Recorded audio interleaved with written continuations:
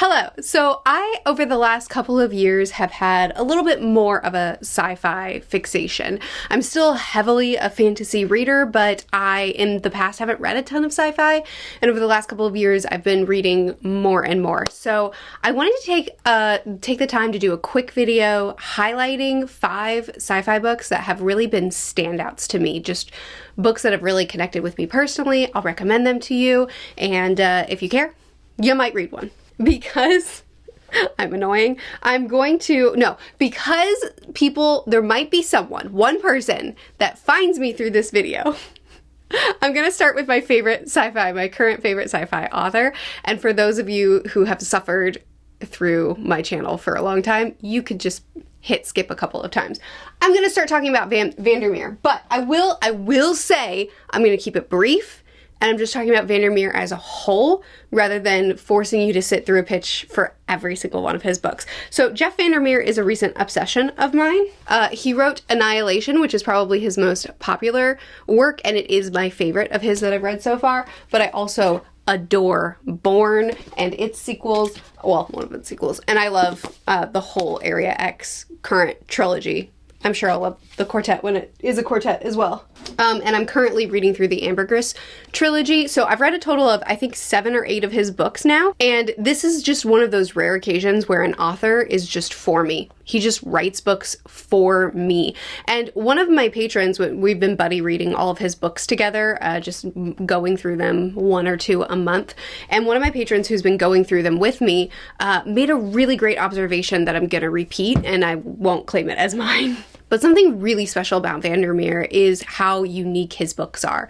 There are certain authors that I read that I know what I'm getting every time. They have a specific style, they have a certain world that they like returning to, or a certain topic that they like returning to. But then there are other authors where whatever you read from them, it is a wholly unique thing. Each series or each book is tackling something so completely different while still being the unique things, the unique aspects of that author. And VanderMeer is one of those authors where he writes such explosively different stories and worlds. Like Area X only follows Area X, which is just this sectioned off place where this aggressive plant life has taken over, and this tunnel has just kind of sprouted up out of nowhere.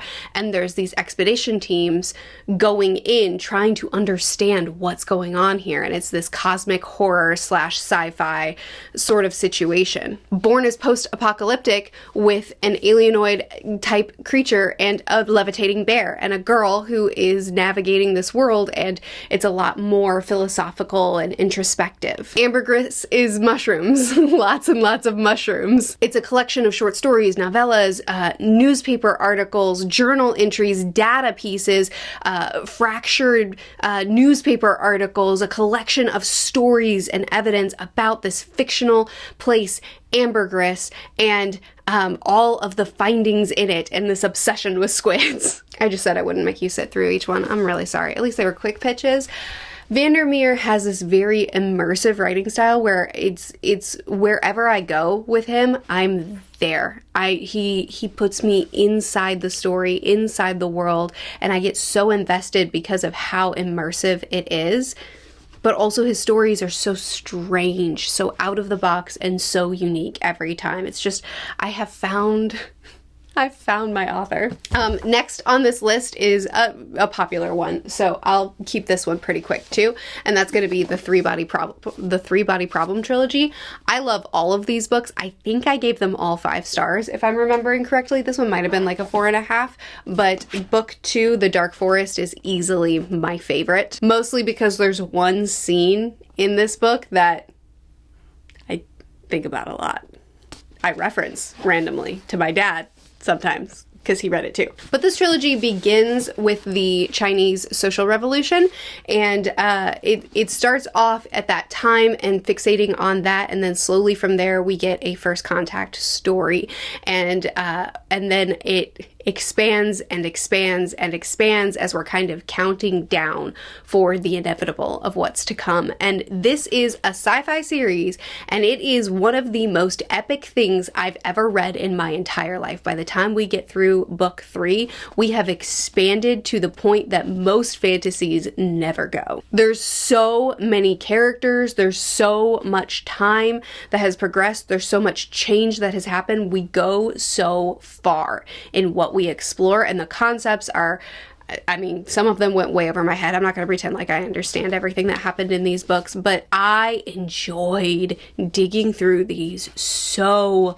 much. And there were scenes that stick with me like I can't even describe, like thoughts, like I view certain things differently because of this trilogy, because of the way the trilogy presented ideas. I can't shake those ideas, and I love this trilogy for it because it's a little bit haunting.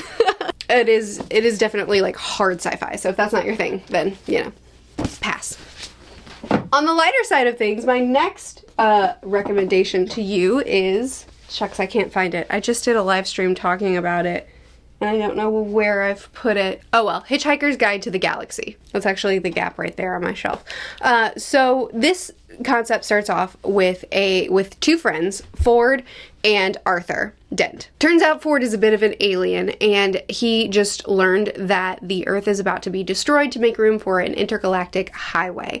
And so he decides to warn his friend Arthur, and they, through a series of nonsense, end up in space, and chaos ensues. It is, I mean, you've probably heard of it. This is another popular one. But it is the perfect kind of nonsense. It is the most off-the-wall, hilarious, clever humor. I personally think that there is a through-line plot, like there is a purpose, but, you know, we just take a lot of side tangents. We go wherever on our way to the end. And I laugh through this whole trilogy.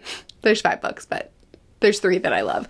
I laugh through these books the entire way. I have so much fun revisiting the sections or the entire story regularly. It is a delight to get the clever turns of phrase. There's so many times where I feel like I know what direction we're going, even in small as in a sentence. I know where we're going, and then it just like diverts in the most clever way that completely recontextualizes everything that I thought we were going toward. And it's just such a charming, hilarious story in space with aliens and people that are shaping the Earth, destroying the Earth, people that are secretly, or animals that are secretly kind of running things. And in the end, we get to find out the answer to life, the universe, and everything. So it's a pretty important book, honestly. Next, I want to recommend Kindred, which I think I own. I think I actually lent it out to someone and never got it back.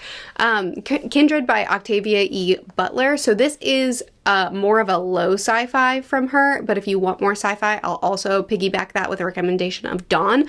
But Kindred is my favorite Butler book that I've read, and probably will remain that way no matter how much of her books that I read. So this follows Donna.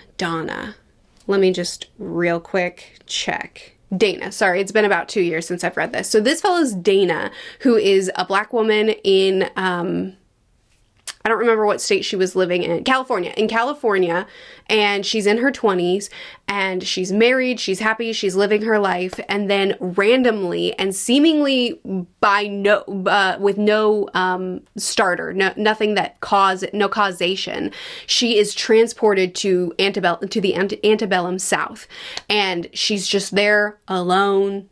No free papers, no medicine, like nothing to survive. And she's transported there when there's a young boy who's drowning, and she goes to save him, and then she's transported back. And this continues to happen. And each time she's transported back to the antebellum South, she is, her time there extends, and she has no way that she understands of forcing herself back to her real life. So she just has to keep staying longer and longer, and the threats on her life continue to increase as she's there. And then she gets back to her normal life, but each time these transports are happening closer and closer together.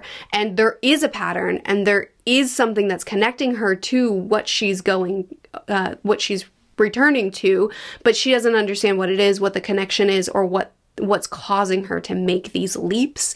And it is one of the most compelling stories I have ever read. I adore this book. I think Butler is an extraordinary writer, and I think that it's such an important book. Quickly, I'll also mention Dawn, which is a first contact story, and I'll talk about it very briefly because it really is kind of an exploratory story where you are supposed to be confused going in. So all we know is we wake up with our main character, whose name I've also forgotten because it's been a bit since I've read it, Lilith. We follow Lilith, who wakes up in a room, doesn't know why she's there or what's going on, and then she sees these aliens. And it turns out that she has been rescued from Earth, and the Earth has essentially been destroyed, and now she's here. And that's all I'll tell you, because a lot unfolds from Lilith's perspective, and a big appeal of the book is the feeling of confusion, isolation, and fear as she's being introduced to these creatures that look and sound very different from her and have extremely different cultures, norms, and understandings of what humans would be comfortable with. So it's a very uncomfortable book, and I will say that the way Butler explores consent sometimes in her books it's not comfortable. So if that is something that you think would make you uncomfortable, then just know that going in, because I actually didn't complete this trilogy specifically because of those reasons. But if you're willing to tackle that, this first contact story is so unique, and again, the way Butler writes is so compelling that it's impossible to not just be there and feel the fear and desperation and isolation and confusion that Lilith is going through too. Okay, final recommendation of the 5 is going to be the Lady Trent series, which I did just lend out to someone. But this is 5 books, and we're following Isabel, who is Lady Trent. So she has been, she's a naturalist, and she is, I think, in her 20s or 30s when the series starts, or rather, that's where we're going to. But this series is actually her memoirs. So she's at the end of her life, or rather she's old, she's done with her career, and she's looking back and telling us her story. And she's telling us her story with the expectation that we know about her, that we've read some of her research papers, that we're interested in her memoir because we're familiar with her work, which of course we're not because she's fictional. But that perspective is so fun to read because she's looking back and saying, yeah, I messed up there. Yeah, I was dumb there. Yeah,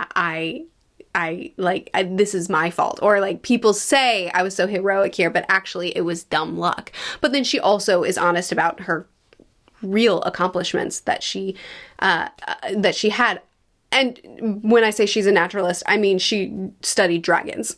Like that. So it's a dragon series. However, the dragons start off very small, like we're not really interacting with dragons very much at all, but by the end it delivers on it being a dragon memoir. But you have to get there because we start at the beginning of her career when she's just fighting. This is kind of a Jane Austen-esque setting.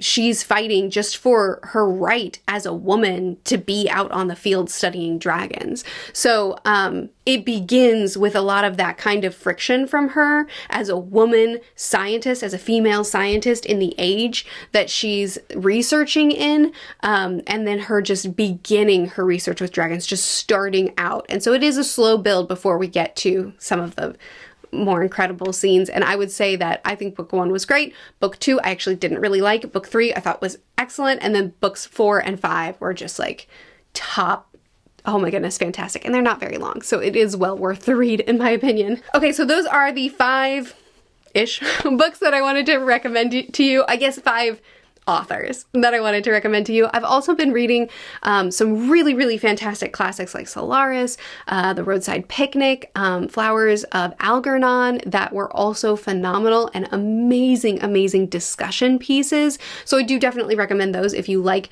the sci-fi that's more thoughts that we get to kind of peel back and process and discuss along with the author versus a one that's more focused on character and story. Although I would say that the 3-body problem might fall into the science and thoughts category as well. Anyway, those are some books that I loved. If you've read any of them and want to talk to me about talk with me about any of them, I would love that. Or if you have more recommendations for me, please do, because I'm still on my sci-fi kick and I would happily take more recommendations. Thanks so much for watching. I'll see you again soon. Bye.